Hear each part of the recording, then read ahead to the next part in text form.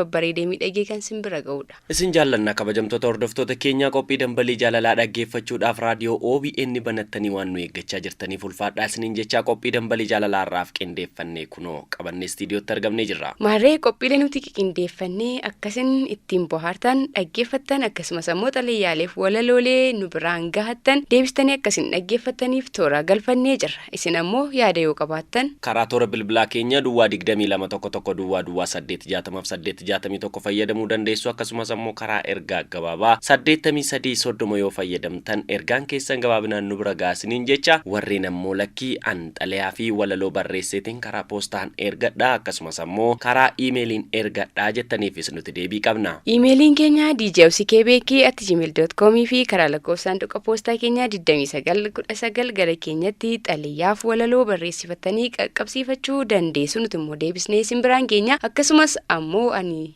xalayaa koof walaloo koo qaamaan dhufee dubbatadha eessattan sin argadhaa warreen jettaniifis OBN Adaamaa jirraa anaa dhufuun sin simannaa kottaa isiniin jenna. Akkas isiniin jechaa qophii dambalii jaalalaa har'a isin dhaggeeffachuudhaaf raadiyoo keessan banattanii jirtan kanaaf ammoo nuti qophii dambalii jaalalaa jalqabarra isin affeerra jennee kan nuti qindeeffanneerru sirbi jaalalaa tokko jira.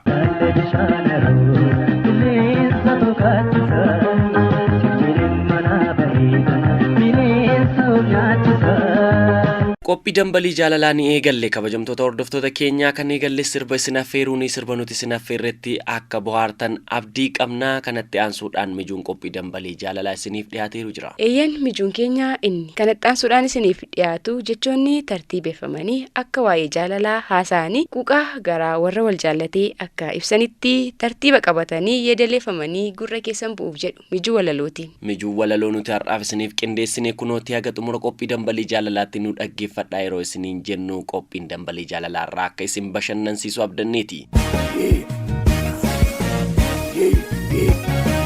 Waa'ee keef daka bu'een yaadaanis ol baafama rakkoo koo sitti obsuudhaaf hundarraan si filadhe maal naan jetta michuu koo hedduudhaan si jaalladhe si waliin jiraachuudhaaf kaayyoo meeqan kaayyeesse maal osoon si argadhee rabbumti na milkeesse daqiiqaaf sekoondiidhaaf waa'ee kee yaaduun dhiisu ofiin of guyyumsiitan bakka ciisichaa ciisa yaada keetanan jooraa malee takkaayyuun ciisu abdii jireenya kootii jedheen si mararfadha kumaaf kitila keessaa ansumaanan dhaadadha qabeenya gatii guddaa kan kitila irra caalu isa ifee mul'atu biyyittiin of madaalu ansi duwwaadhan qaba sirra homtuu naan caalu quuqqaadhanatti ta'e anaanuu jaalalli kee yoon adeemu nan aada yoon gattaa'uu si yaada yoom waraadan qabu jaalala keen araada akka qoosaat natti dhufee dhaabbii keetuun haata abjuudhaan natti dhuftee hirribaa birna goota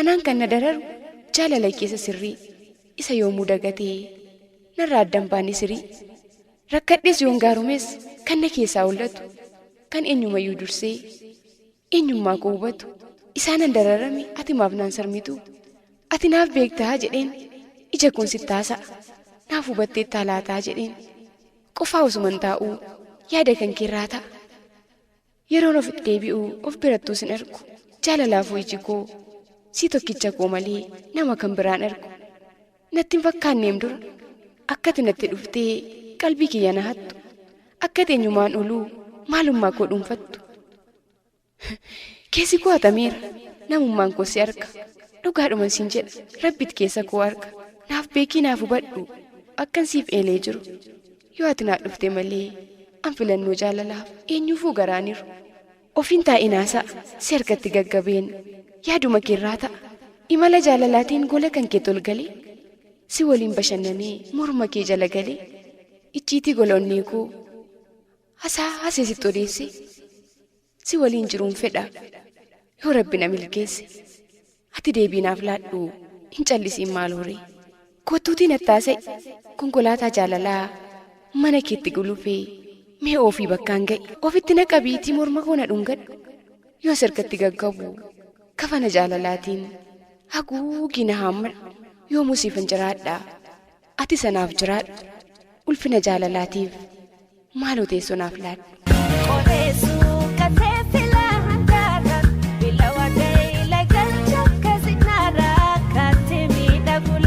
isan jaalalaaf cabee jaalalaaf kufee ka'u, isan yaadaan jeeqamee akka maraatuu ta'u, isan farda yaadaa koree tulluu yaadaa sagalee yaabee, isan keessonnee kootii siidaa hin jigne siif dhaabe, isan jaalala dheebodhee iyyee wacu akka waangoo, isa yaadni na ukkaamsee hudhee qabu afaan kan koo, isa lafeen na meelatee argaa keef barbaacha labu, isan jooraa saafaa ta'ee hubamee lafeedhaa cabu, isan utuu nyaadhee dhuguu illeen ko bishaan na baatee, isa qalbiin ko qaaritee onneen ko garmalee naate, isan ciisee nagaa dhabee of biraasi dhabee aadu, isan taa'uuf ka'uu kotti waa'ee make qofa yaadu, isan aara galfii dhabee akka billaachaa siif kaadhu, isan kunuunsee galfata jaalala keetii baadhu, isan toora yaadaa badee takka shuumee takka shaaru, isan argaa ke dharra'ee hiree kiyya of abaaru, isan jaalalaan waadamu akka aduu hongee saafaa, isan gatan taraa deemu dhodhommoqaa takka laafaa, isa qaamni na huuqqatee akka nama dhibee fuudhee, wanta biraa miti beeki jaalala kee kokkee koodhee, malee hin qabu dhibee jabaa kan na gogsu boquuf ceekuu, kan na hubu yaada kedha kana qofa kanan beeku, keessa kootii situ qaba iddoo gaariif bakka addaa, isan boqonnaa siif dhabu naaf hubattaa quba qabdaa, moo atis jaalalaan cabdee tulluu jaalalaa dhiibda, jaalala ko dagattee waadaa ganamaa diigdaa, qaamaan narraa fagaattee yaada ko qilee buuftaa, moo miidhama ko har'aatiif beenyaa jaalalaa kuuftaa, nan beeka jaalala koof akkati kuftee cabdu, galfata jaalala koof akkati obsa dhabdu, waraansa ko har'aatiif akkati kulkulfattu, dhibee naanna yaachisuuf akkati dhukkubsattu, fageenya daandii karaan achi narraa dhiibamte, takkaa naan jetteen beektu jaalalli kee naa gamte, waadaa jaalala dhugaa obsaan baattee tiratta, jaalalli yoo si miidhes jaalalumatti himatta, jaalalaaf yaada hormaa hin dhageessu gurraanu, akkanaaf kuftee kaatu natti himteetta duraanu, si ibsuuf ragaan qaba hima sammuutti tuulee, jaalala keen odeessa jechoota sirnaan kuulee. Chillama biyo ya hortuko magalana daktare chillama no wano fiko magarana raftare. Mijuu walaloo dhaggeeffannee deebinee dhufnee jirra. Akkatti bu'aaraa jirtan waa'u shakkiin qabnu. Yaada keessaniif tooronni bilbilaa keenya banaadha. Yaada keessan nuuf qoodaa nu waliin turaa isiniin jenna. Kanatti aansuudhaan ammoo kan nuti qophii dambalii jaalalaa keessatti isiniif dhiyeessina jennee qabannee jirru goleewwan arfan Oromiyaa irraatii kanneen har'aa dabaree qabatanii nuti isiniif dhiyeessuudhaaf jennudha. Maalidhanni warreen jettan xalayaa gama keessanii gara keenya qaqqab kanarraaf dabaree argateetu isiniif dhiyaata isin dhaggeeffadha. Warreen naman jaalladhu biyyan jaalladhuuf walaloodhaan xalayaadhaan waa dubbatadhaa jettan ammoo ammumarraa kaasaa qalamaaf waraqaa keessan wal quunnamsiisaa isiniin jenna.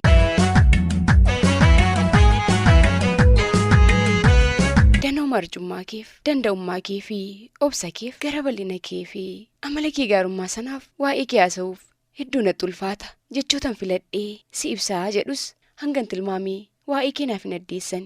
Addeessuu miti ittuu naaf hin dhiyaatan. Dandeessuu ta'uu kee, obsituu ta'uu kee, gara bal'ina keef jechoonni kuufamanii tartiibeffamanii akkasiif malutti uumaman hin jiru yoon jedhe hanga tokko sammuun kootti naaf amana. Dhugaadhuma bifaan, amalaan, hojiidhaan, beekumsaan, koorniyaadhaan osoo nun qoodiin nu hunda keenya iyyuu ilmaan deesse maraaf arjummaan kee walqixa. Kana mallisaa sitti dabee haadhummaa kee kabajuu dadhabee sirratti yoo dudubbatuu fi akka isa barbaaddetti yoo siif ta'uu didu amalaan sosobdee akka inni haala gaariin naamusa gaarii horatuuf haammattee waan qabdu maraa osoo hin qusatiin qabeenya kee badhaastee sosobdee deeffatta. Yaada kee faallessanii wal mari'atanii sirraa fagaataniifis ilaalchi kee yoomuu qajeelaadha. Gara laafummaa kee sanaa itti agarsiisuudhaan hanga isaan deebi'anii qeekee miidhagaa sanatti dhufanitti sosobbaa fi amalaan isaan kadhatta. Waa'ee kee dubbachuun kanaaf natti ulfaata. Ati dandeessuudha. Obsituu haala kamiinuu harmeen sitti qixxaattu hin jirre. Dandeessuu waan hundumaati. Unulmaan kee warra deesse qofaa miti. Warra dhufee sababa keenyaanis ta'ee fedhii mataa ofiitiin sitti dhiyaatanii ilmaan kee waliin jiraachuu barbaadaniif garaan haadhummaa kee akka isa miixatee da'etti hogguyyuu waa'ee isaanii dhiphachaa ofitti isaan qabattee qabeenya gola kee tokkoyyuu osoo hin qusatiin isaan badhaastee kan kee taasifatta. Hanga isaan tole jedhanii godookii keessa naanna'an yoo fedha naannan barbaadanis damma. Maal kana qofaa qabeenya gola kee isa lakkaa'ameen dhumne warqeef meetii hidhaa sabbata kee osoo hin bifatiin kennaa taasistee fi isaan jiraachista. Kanaafuu jechi harmee jedhu yoo sitti xiqqaate malee waan sitti baay'atuun se'u harmeetiyya. Dhugaadhumaan ati harmee nama hundaati. Dandeessuu waa maraati. obsituudha. Kan ulfina kee eeguu dadhabee sirra gadhejjetee waan hedduu dalaguufis garaan kee hanga ni obsamaa jedhamee yaadamne obsiteetuma dandeessa. Waa'ee kee dubbachuudhaaf jechatu na hanqata. Garuu waan tokko waadaa siif gala. Yoomuu ani ilmoon kee haadhummaa keen salphisu. Ittis illee yaa'u obboloonni koo sitti hammaatanii amala garaagaraan sirraa fagaatanis ani amala haadhummaa obsaa fi dandeettii jaalalatti na barsiistee fi garaa bal'inaan sirraa baradheen obbolaa kan koo waamee siif deebisee umurii koo guutuu si waliinan jiraadha. Qabeenya kee ati garraamummaadhaan nama kamiif walqixa qooddu sanas hanga humna kootiitti siifan eega. Ilmaan kee warraa onnee of dadhabanii gootummaadhaan addunyaa raajeffachiisanis caalaattuu akka isaan leellifamaniif angumaacha koon baadha. Yoomuu sin kabaja sin jaalladha. Ilmaan kee bakka garaagaraa taa'anii si leellifatan faan eenyummaa kee yoomiyyuu olan kaasa. Ati yoomuu miidhagina kee caalaa miidhagina gonfadhu. Qabeenya kee caalaa qabeenyaan badhaadhii yoomuu leellifamin siin jedha. Siinan boona umrii naaf dheeradhu. Waaqni seennaaf kennee galata haa argatu. Ana mucaa keeti harmee koo Oromiyaatiif hamtuun sin argeen gaarummaan keettaaf ufu.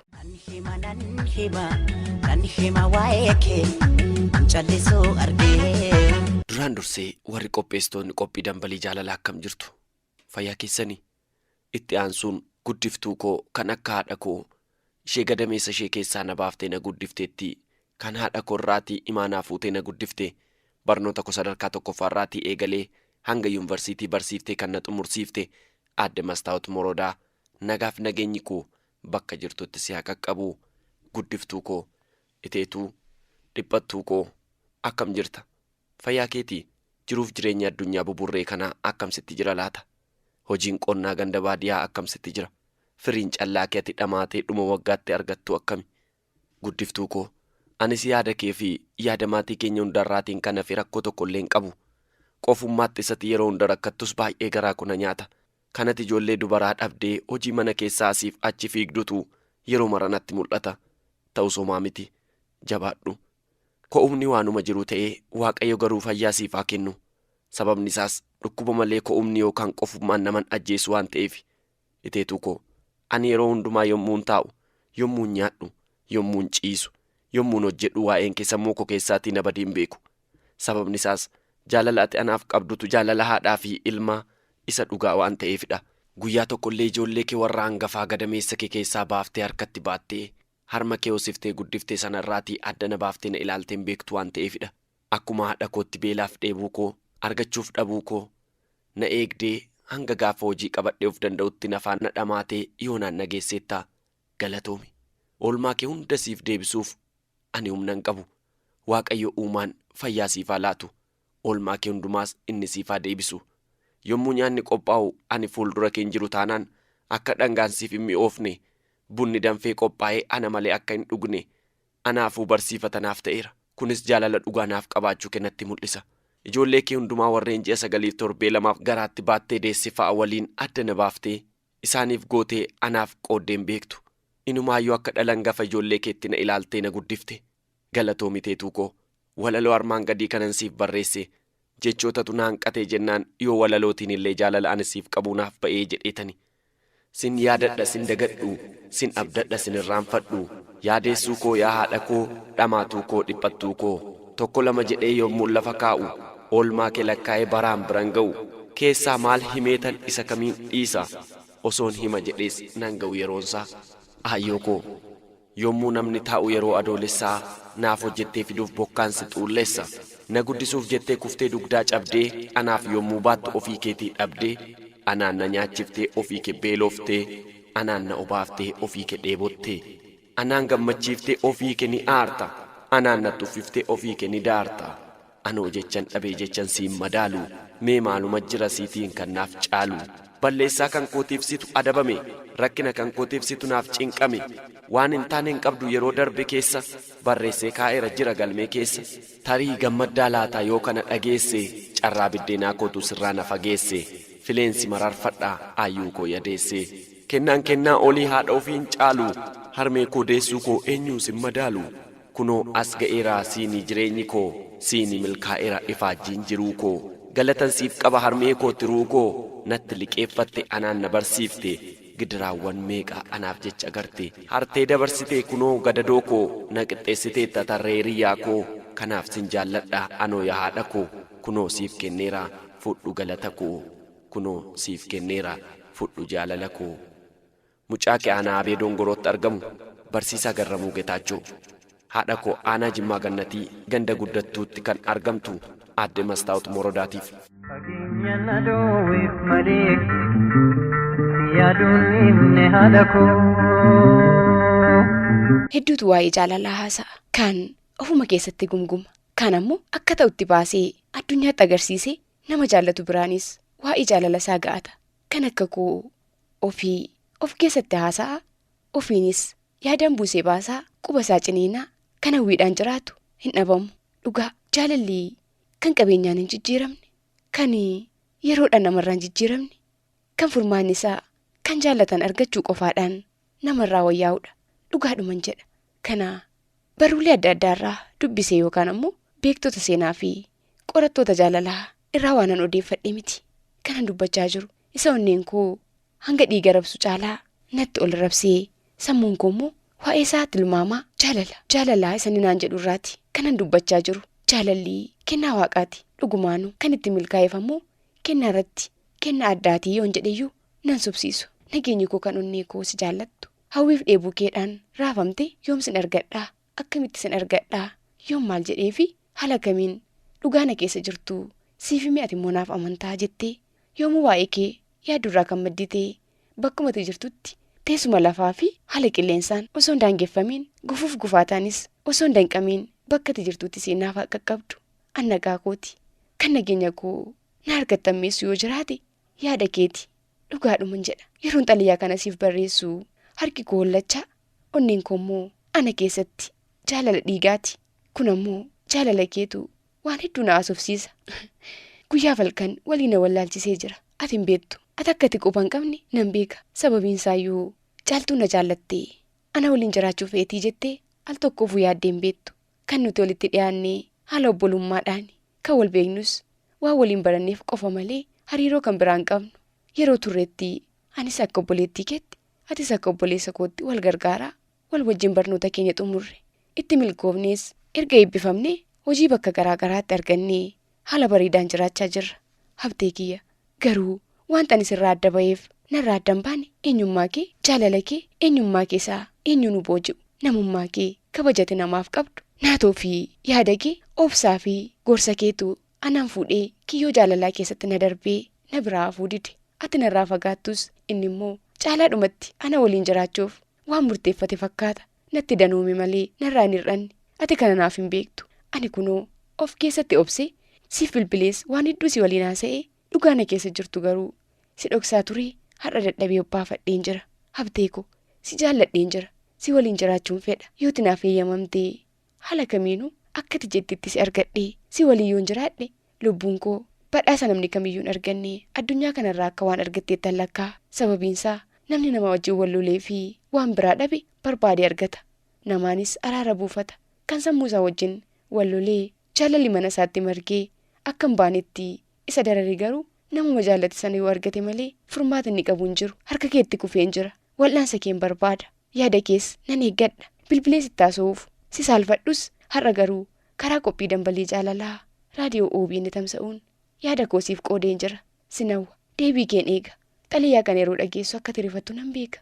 Anadhaa ana mitii jettee akka timamii keessa galtus naaf gala.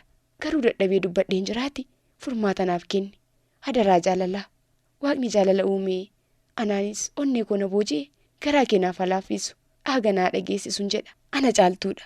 Magaalaa Ambootti kan argamtu Habtaamuu Caalchisaatiif nagaatti. Daaliyaabee daabee natti firfirsee daabee daashee dashkoodii filee daabee qalbii na haati na hin dhaabee. Obsii filee fi nimoonaa naggasaa qophii dambalii jaalalaa har'aa qindeessine akka amma dhaggeeffattan kanatti isiniif dhiyeessine. Abdusalaam Muhammed qophicha gulaalee torban qophii biroo babbareedoo miidhagoo waa'ee jaalalaa isaan qabannee hanga deebinutti. Torban jaalalaa isiniif haa ta'u. Nagaatti.